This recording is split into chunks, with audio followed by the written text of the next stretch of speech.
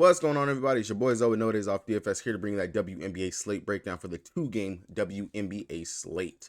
If you guys are new here, make sure you guys hit that subscribe button so you don't miss any of the content I'm putting out over here on the channel. And drop a like on this video if this video or any of my other videos have helped you guys win some money. I apologize, yesterday didn't have any content for you guys, but I did post on the Patreon my core and a couple of my notes and stuff for value plays and things like that on the slate. And I was in Discord able to answer a couple questions, things like that. So if you guys are looking for content besides what I post on here, I always tell you guys, check the link down in the description below for the Patreon. It's only $5, and I promise you, you legit will make that back within your first week. Over there for $5, you're getting not just player pool cores, but you're also getting prop plays, not from just myself, but from BK, Jorsa, betting plays. All those things are over there on the site, on the Patreon, and we give you a lot of value for $5. Yesterday was not, I would say, it wasn't a bad slate, but it was an interesting slate nonetheless. Unfortunately, my Dallas Wings lost to the Chicago Sky, but in good news for us, Natasha Howard is back. Natasha Howard played 20 minutes yesterday. Looks like she's good to go from that foot, breaking her foot and whatnot. That's a pretty good sign to actually see. There was no news actually coming up into the game that she was going to be out. She was upgraded from being out to questionable, and then nothing else came after that. But then, of course, as good WNBA fashion, she actually did play 20 minutes. So good to see her back out there in the court. Pretty productive in her minutes and time that she was out there. 13 points, 4 assists, 3 rebounds, 2 blocks, and a steal. Would not be surprised if she goes ahead and she starts the next game. Then Enrique, she was back from that Achilles, and she dropped 31 points out there in her time. No one else in the starting lineup really did too much out there, which is kind of shocking considering it was the Chicago Sky. You should actually be able to have a decent game out there for the whole team. And then on the other side, man, Angel Reese, 18 rebounds, her career high. Put up another double-double. The streak continues for Angel. She is legit just growing before our eyes. I will say she did have a double dribble carry, whatever you want to call it, on a fast break from a steal that she had snagged in the middle of the game. But that right there was not the play of the game. Play of the game, when I was watching the highlights, was when she went up, Cardoso got the block, Angel got the rebound, kicked it to MM kicked it up to Carter. Carter went up, and I'm telling you, if Carter had the hops, that would have been a beautiful slam right there. It would have been great to see. Would have honestly just brought the house down. The WNBA world would have been on fire if Carter was able to yam that down right there. But the Sky, they looked really good out there, of course, playing with pace. 19 points from Carter, 19 points for MM. She's, of course, getting back in her bag again. 16 from Reese. You're getting production everywhere from both Reese, Cardoso, Dana coming off the bench again. 26 minutes, perfect from the free throw line. Didn't do too hot from the field, but perfect from the free throw line. 12 points, 2 steals, 4 assists, 4 rebounds. So all in all, Chicago's are kind of looking like they're starting to click again on all cylinders. Really need my Sky to go ahead and need my Wings to figure it out so they can get back in the same boat. And then over here for the Sparks taking on the Liberty. The Sparks kind of kept this game a little interesting, at least in the first half. I'll give it to them. They kept it interesting. And then, of course, Liberty and Liberty fashion in the second half of the game started to go ahead and pull away. Wnba, she was out there. She was crashing glass. She was boarding. Really didn't do too much out there. They kept her underneath her points. Not only 9 points. We're kind of seeing Wnba go through the gauntlet right now, hitting a stretch of tough teams that she's having to play, where they're able to actually match up pretty good with her, and we're seeing that crazy upside that she had at the beginning of the season starting to wane out. Rickea Jackson did not have a good game, only played 21 minutes. Seemed like she got pulled in favor of Burrell, of Zaya, and Talbot logged major minutes. They gave Lee the start, but she really got into foul trouble, didn't get too much going out there. So if you faded the lead chalk yesterday, you definitely were able to cash. One of the things to note, and whoever paid attention to this was very smart. If you paid attention, you seen that Talbot really had got a lot of that run once Burke had went down. Even though Lee, she started over Burks, but they still ran Talbot quite a bit when Burks had went down. So definitely that was a really good value play in a good spot to actually go to right there. I myself, I missed that in regards to it. And of course, if I was able to research the slate further yesterday, probably would have actually been able to catch that. But that is definitely something that the smart people, the sharp people who were paying attention were able to catch. Over here for the Liberty, Benaj Lane, she was out. So they started Phoebich, and Phoebich went out there. Not the greatest game, but still decent and productive. But the real story is Sabrina. Sabrina is popping. 6 of 11 from 3. 31 points, 9 assists, 2 rebounds. Beautiful. Great game from her. JJ continues to dominate out there. 22 points, 7 rebounds, 8 assists. The assist numbers over these last 2 games have been crazy coming from JJ. Sabrina, I expect that from her, but JJ just dishing the rock, just getting these easy looks. And honestly, a lot of those assists were coming from her kicking into Sabrina. getting it out to Sabrina. A couple of things out there with a big action with Stewie. It looks really good. What they got going on, playing through JJ. I think we're gonna see it for a little bit in regards to it because of course, condolences to Vandersloot. It came out yesterday that her mother did pass away. So of course, any condolences that you guys want to wish to Sloot. Of course, that's a tough time to lose somebody in your life like that. So understand why Sloot is out and wouldn't expect her to be back for a little bit as she goes ahead and processes and deals with that. But the team right now, definitely, they're rallying. They're doing what they got to do while their vet is out dealing with a personal situation right now. But that's the wrap up real quick for yesterday. And going ahead, looking at today. Interesting slate. First game, we got the Fever taking on Atlanta. We've already seen this game a couple of days ago. No real news to report for the Fever except for fact mainly she's still going to be out. And then over here on the Atlanta side, biggest thing is that Ryan is going to be out. Ryan will miss this game and they're still without Canada. So I imagine that right now they have the starting lineup at Cheyenne Parker starting. I doubt Cheyenne Parker will start. I would imagine, this is just thinking, that they would probably start Powers here in this spot. It's just a thought. I do not believe that they are going to play Cheyenne Parker out there. I mean, granted, they could put Cheyenne back at the 4 and have Nia Coffey play the 3. There is no telling what Tanisha Wright in her rotation. So that right there, we have to wait and see for the starting lineup. I will say I personally probably will be waiting as close to lock as I can before I put out any core or anything, just because I need to know who's actually going to start in that spot for Ryan being out. And then we get the first matchup of the year of the Connecticut Sun taking on Las Vegas Aces. Last game, we got to see our girl Chelsea Gray back up on the court. Looked very good in her 16 minutes and very productive. Even though she only scored 1 point, she was still very good out there in that time. And then, of course, on the Sun, really no news over here that we got to worry about for them. This should be a grinded out game. You have the top defense going up against the top offense in the league. So two different styles are going to be clashing right here. It'll be very interesting to see how this goes. The Sun with their championship aspirations going up against the defending champs who got their vet back. They got that one player makes a huge difference, especially in the WNBA. It makes a huge difference. And exact example of it is just look at my Dallas Wings. Just look at my Dallas Wings. All the injuries and stuff. We don't have Satu, didn't have Howard for a while. The difference that it makes with having some of these players, it is very huge. Heading over to DraftKings, the site that I play the most on the site. If you guys don't got an account, you want one, check the link down in the description below so you guys can get that deposit match bonus and join me over here on the King. We got 10K up to first. You guys already know what time it is. We are trying to go ahead and get the takedown, get the bank. Speaking of DraftKings, a big shout out to my boy in the Discord chat, CDG. He took down the showdown last night. Last night, he won over 2K on the showdown slate for the New York Liberty taking on the Sparks. And actually, he took down first and second, technically, because he tied. He duped one of his lineups out there. But CDG, big shout out to you, man. Congrats. Good shit right there. Keep it up. If you guys are in the Discord, and this is another thing you could tap into, I will put the link, post a link in the comment section and pin it. It's a free Discord. You guys can join the Discord. We drop nuggets and stuff. We talk in there all the time, but there's a couple of grinders in there that grind it out, and they talk through the slate and stuff besides what we post and what we talk about ourselves as well. So big shout out to my boy CDG. I see you in there. My boy Kiwan, you're grinding out in there.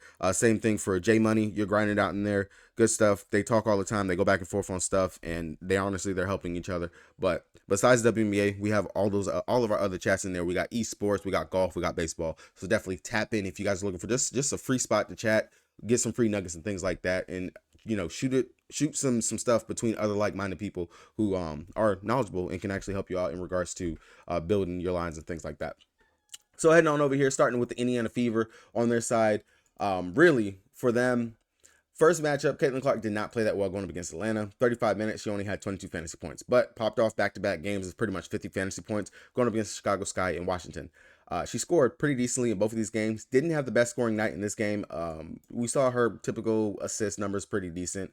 4 rebounds, 2 blocks in that first game.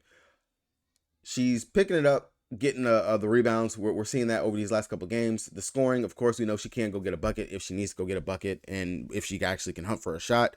I don't mind the pay up for Caitlin Clark here if you are determining on who you want to actually pay up for, considering that the matchups that we have out here, we got AT who's above her, we got Asia Wilson who's above her, and 11-7, 12-4, kind of all three of these, I'll even include Boston, all 4 of these, they can all get you at least close to 50-ish fantasy points. It's just a matter if they can actually pay off their price tag. I do think that we should be able to see a much better game from Caitlin in this spot. even though they were able to limit her. But if you look at it, she just wasn't able to get her scoring going. She's played pretty well over the last couple games. Now, I will say, opposing guards, that is one thing that Atlanta has done pretty decent at defending. Typically, we can attack them from the big position instead of at the guards. So Clark, to me right now, kind of is more of a GPP option, GPP play if I am looking at it. If I am going to have to choose between her and Boston, I am going to have to come down to Boston, who just looks, again, rejuvenated, revived.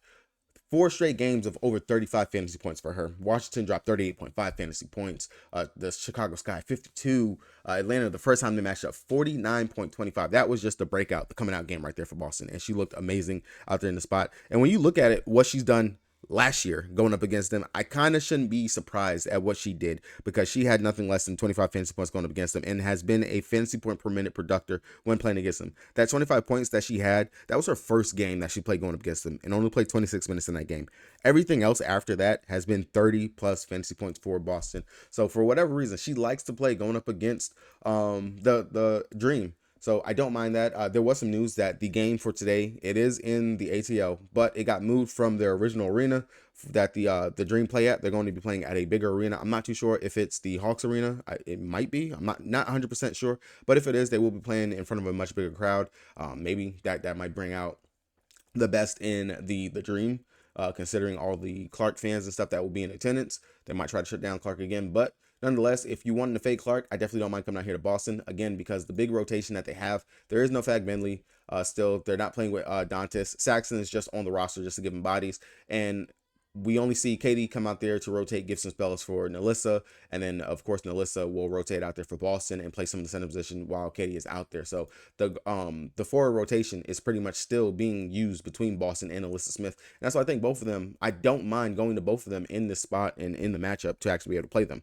Now, the only problem with Nalissa is just the fact you got to worry about her getting her minutes. We have seen opposing forwards, they have done pretty well going up against Atlanta. So at 8,600, she can definitely pay it off. She's had back-to-back good games. Now, good games came with good minutes, 30 minutes, 31 minutes, 30, 26 fantasy points. That's not bad for Nalissa. The question is, can she actually get me the minutes? Because as you can see, going up against Atlanta in that first game, 17 minutes, she gave us 19.75 fantasy points. If they stop playing with her minutes, I believe she can give us a good night. I don't mind Nalissa. I actually like her here. If you can't pay up for Boston and you want to take the chance on Nalissa, definitely come down right there. Go ahead and take a chance on that. That's not a problem at all. Everyone else over here for me on the Fever will be more of GPP plays. Kelsey Mitchell, we already know she's very much score independent, has to go out there and have a decent scoring night, which she did against Atlanta the first time. 24 points, dropped 34.5 fantasy points. So if you can't get up to Clark and you think maybe they're doubling her again, that should leave Kelsey open for, easy bunny shots like that. Can definitely come down right there. Wallace, I'm not really too interested in Wallace. I haven't been interested in Wallace in quite some time. Her minutes are definitely more yoky than what we see from Nalissa. And she can easily get pulled if she's not having a decent shooting night or anything out there. Definitely can get pulled for Katie. We can see maybe some more Erica Willa. Ho, she's of course in the rotation. She's been playing so minutes out there. Didn't get too many minutes in the last game going against Washington, but definitely will be something that is a consideration for value. But really kind of wouldn't go no further than Erica Wheeler at safety, because Wheeler will see her minutes. It's just a matter of she can be productive. Big news flash, Wheeler gifted the whole team yesterday some ice, so maybe they might come in hyped up for this game. I definitely do have the Fever as possible to win this game. I took the spread for Atlanta. I took them as a +10 because the Fever in all the games that they've won, they have not beat anybody by double digits right now. So I'm taking Atlanta. I took them for a +10. It's crazy behind. It's like a -4 something, might be -3 something. I can't remember exactly which one it was, but I paired it up with some other plays to actually get me some plus money on it. But it's one that I do feel pretty confident in, taking the +10 for Atlanta. You can alt the lines on DraftKings. That's where I went ahead and I played that right there, and I paired it up with the under for the total, for the alt total in the Sun versus the Aces game. So if you're looking at something to play, run for the WNBA slate, there goes a quick free bet that you guys can get on today's slate. Going over here to Atlanta on their side, like I said, Ryan, she's going to be out. Looking at the little blurb they gave us, it's due to a lower leg injury that she's going to be out. She exited last game. We're not exactly too sure, but right now looking like it's going to be, of course, more minutes for Haley, Crystal, Shania Parker, Nas Hillman, of course, but they do not include Powers, which, of course, Powers did not play in the last game. I want to say she was sick. Not on the injury report.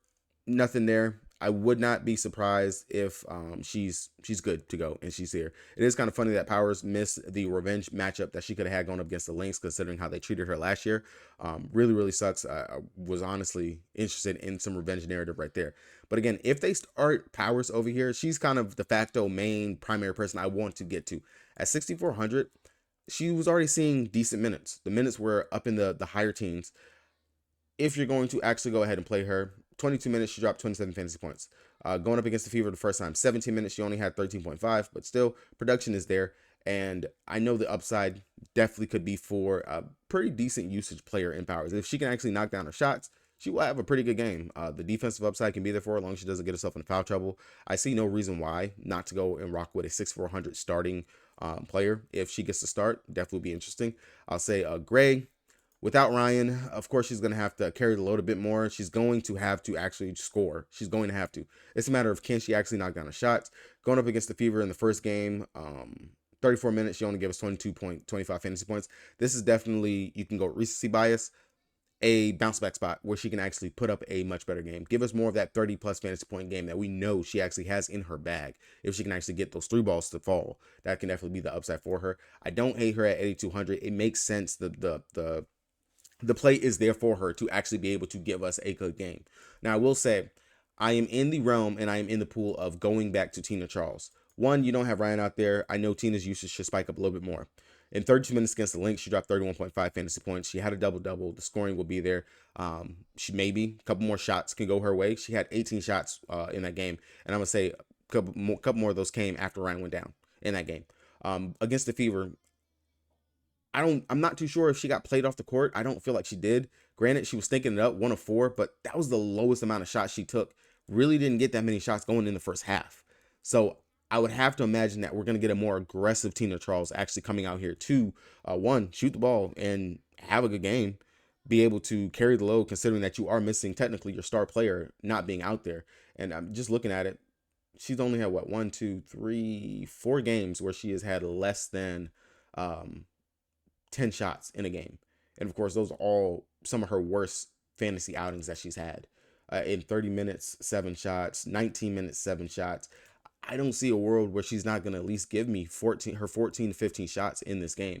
If she's able to knock down from 3, actually find that 3 ball, that would be nice. But the rebounding upside that Tina has, the block and steal upside that she has whenever she's actually locked in on that side, I can see a 40 plus fantasy point game from Tina Charles with no Ryan Howard, and I do have a lot of interest in her. Recency bias, of course, people are going to look at it, see, oh, Tina, you did shit in that first game going up against the Dream. Not going to go there, not going to mess with you. And of course, everyone's going to want to flock and go right back to Cheyenne Parker. If they start Parker, I will be interested fully in Parker if she starts. If they don't start Parker and she's still coming off the bench, this is, again, just a tale of two things that we just have to make a decision on. I'm not fully comfortable going with Parker. I'm not. Her minutes, of course, they get yoked around just as much as Melissa Smith. If she starts, it'll be a good play, smash play. She's played very well going against the Fever throughout her career. Don't mind, don't hate it. But if not going to start her, I'm not going to take the chance. I will go ahead and take the chance with Tina Charles and with Aerial Powers instead. But if Parker plays, then she will kind of be my de facto go-to just for the fact of the matchup. Going up against Melissa Smith defense, she should be able to go out there and smash and just have a really good game either way. Outside of that, Coffee in that last game, man. Coffee, 26 minutes, drops 35 fantasy points, 11 points, 4 blocks, 3 assists, 8 rebounds. Amazing game from her. Of course, after I jump off her, don't want to even go to her, don't want to look at her, don't want to play her. Go out there and smash her going up against the Lynx. If you want to believe in it, definitely can go ahead. Makes for a good value option, a good play. But just understand, she could possibly get pulled for Nas Hillman for whatever reason. It could be a back and forth thing. This is literally just like last season where we were bouncing back and forth from just trying to figure out, is it Nas game? Is it Coffee game? Is it Nas game? Is it Coffee game? If I land there, I land there. If I don't, if I do not have to get right there, I'm not going to force it. I'm not going to make it a priority to go ahead and go play Coffee. But if you land there, it won't hurt you. We at least know, as long as she starts, she should be able to give us some type of upside in minutes. If she could bring it on the defensive side like what she did the first time, it should be fine for her. Did pretty decent with 4 points, a block, 5 assists, 4 rebounds in this first game going against the Fever. So won't kill you if you actually do end up going there for the play. But heading over to the next game, real quick, if you guys haven't done so already, make sure you guys hit that subscribe button so you guys don't miss any of the content I'm putting out over here on the channel. And don't forget, drop a like on this video. Helps me out with the YouTube algorithm. Get this out to other people so they can see this content right here. I will have later on today another prop video. The last video that we did for WNBA props. We went 2 for 3 in that game. On that slate, only one of those plays missed that I had went over for the breakdown. So definitely we'll try to have at least 6 of them because today is Flex Friday over on Prize Picks. I will have that for you guys later on today. So definitely check it out. Tune in for that. Subscribe so you guys do not miss that for the Prize Picks breakdown. Heading over here for the Connecticut side. Honestly, for me, this game, it's hard to try to figure out the pieces that I want to get from here. I will say I have so many trust issues, not only in AT, not only in Bonner, but Bree Jones, man. She is killing me. Every time I go to Bree in a good spot, good matchup, it's not that she's playing shitty. It's just that the downside that we're getting from the rebounding upside, the assist, and everything from her, it's just so inconsistent. It's blasphemy, man. She's only had 2 games this season and against teams where she's dropped over 30 fantasy points. Came close to it going up against Dallas. Really, honestly, would have expected more from her going against the Sparks. The game was pretty close for majority of the game, but just not enough. 6 of 11 from the field. That's not bad, but I really need just a little bit more from Bree. With that being said, Bree is still kind of a system play today going up against Kia Stokes' defense. I would imagine that they should need Bree Jones to be able to come out here and play in this game.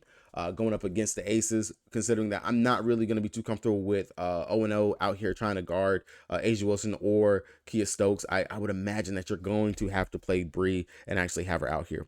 I'll say last season in this spot going up against the Aces, she dropped, and this is before she got injured, she dropped 42 fantasy points in one game, played 37 minutes in that game. She dropped in 34 minutes, 32 fantasy points in the second game that she played.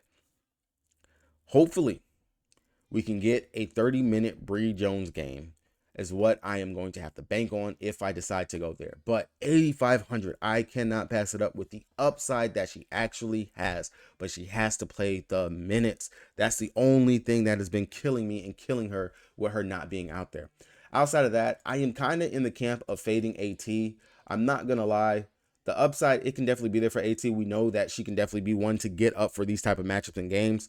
But really, whenever the floor is kind of sitting around 40, you're not giving me the true triple-double upside that what you've had in past. You're not the greatest scorer out there whenever it comes down to it, unless you're getting on a fast break or somehow you can bully your way to get to the line or something crazy.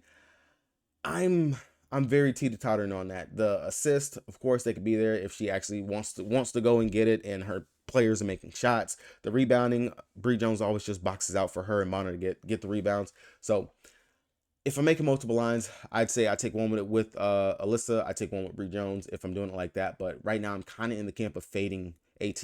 I don't feel like you necessarily need to play AT on today's slate. That'll definitely be one way to get yourself different, to try to take down 10K all to yourself. Outside of that, Bonner, I have some interest in Bonner. I really do. She had one game last year where she dropped like a nuke on them, 55 fantasy points, and she had 41 points in that game. Needless to say, Bree Jones also dropped 30 plus fantasy points in that game as well. So if you were to pair up these two to actually go hand in hand together, you probably could. But Bonner, the primary thing for her, she has to be out there scoring. She has to knock down those threes. I know she can rebound. She can play on the defensive side. And really, they're going to need Bonner to actually have one of those Bonner type games in order for this game to be close, for them to stay in it and win. I don't mind looking at DB at all. 9-3. I don't feel like many people are going to click on that. Probably going to just trying to find their way. Go ahead and get up to the Caitlin Clarks and maybe just come down to Alicia Gray. Bonner, this should be one of those low owned spots where we can really get her at, I'd say maybe sub 20% ownership is what I give it to her. And I know it's a 2-game slate, but you got to pay up for somebody. And I'm definitely in the camp of fading AT, going with Bonner here for a possible play. Now, outside of that, Ty Harris and Carrington, both of them priced were literally right around the same price. I don't mind going to Carrington. We know Carrington, she's on a all-defensive path this season, playing very well on the defensive side of the ball. She's either going to be guarding Plum or she's going to be guarding Jackie. Either way, she's going to bring the tenacity out there. And on the other side, she can score. She can dish the rock a little bit. She can also get some rebounds, but of course the defensive stats, she will get those as well. Don't mind going to Carrington right there at the 7-1 price tag. And then of course Ty Harris, if you want to come down here, I feel like Ty would be more your GPP option because the upside will be there for her if she's knocking down her threes and able to dish a little bit. But I would lean more towards Carrington if I had to choose between the two. Everyone else over here, I feel like this is going to be one of those games where we should truly see the starters play some decent minutes and have a really good run. I'm not going to be too interested in 0-0. Tiffany Mitchell, that's boom or bust right there. If you really feel like maybe Carrington gets himself in foul trouble, they'll give Mitchell or ban him minutes. You can definitely mess with either one of those. But everyone else, Burton, Nadir, not going to go there at all. That's just crazy to me. Over here on the Las Vegas Aces side, I'll say this. If we get word that they're going to start Chelsea Gray, 6,200, I'm slamming it. I will play that. Don't give a flipping flying. I will go ahead and play Chelsea Gray. 6,200 to go out there 16 minutes and give us 19 fantasy points in 16 minutes, and you didn't score but 1 point on a free throw. I will take Chelsea Gray. Only took 2 shots, but what she brings is the playmaking that we've been talking about, that this team has been needing, the veteran presence. That's all they've been missing is their vet. Had 2 blocks, 4 rebounds, 1 point, 16 minutes. You tell me they bump her up. Maybe they might do like BG. Hey, that first game was just a ramp up, see how she feels, see if she's actually good to go, see if we can actually go ahead and unleash her.